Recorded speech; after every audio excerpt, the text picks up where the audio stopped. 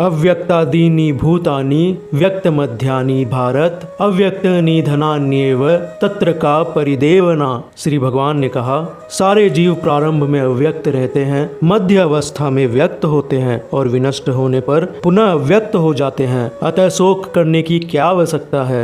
भक्ति वेदांत तात्पर्य ये स्वीकार करते हुए कि दो प्रकार के दार्शनिक है, एक तो वे जो आत्मा के अस्तित्व को मानते हैं और दूसरे वे जो आत्मा के अस्तित्व को नहीं मानते। कहा जा सकता है कि किसी भी दशा में शोक करने का कोई कारण नहीं है। आत्मा के अस्तित्व को न मानने वालों को वेदांतवादी नास्तिक कहते हैं। यदि हम तर्क के लिए इस नास्तिकवादी सिद्धांत को मान भी ले तो भी शोक करने का कोई कारण नहीं है। आत्मा के पृथक अस्तित्व से भिन्न सारे भौतिक तत्व सृष्टि के पूर्व दृश्य रहते हैं। इस अदृश्य रहने की सूक्ष्म अवस्था से ही दृश्य अवस्था आती है। जिस प्रकार आकाश से वायु उत्पन्न होती है, वायु से अग्नि, अग्नि से जल और जल से पृथ्वी उत्पन्न होती है, पृथ्वी से अनेक प्रकार के पदार्थ प्रकट होते हैं। यथा एक विशाल गगनचुंबी महल पृथ्वी से ही प्रकट है। जब इसे ध्वस्त कर दिया जाता है तो वह अदृश्य हो जाता है और अंततः परमाणु रूप में बना रहता है। शक्ति संरक्षण का नियम बना रहता है, किंतु कालक्रम से वस्तुएं प्रकट तथा अप्रकट होती रहती है।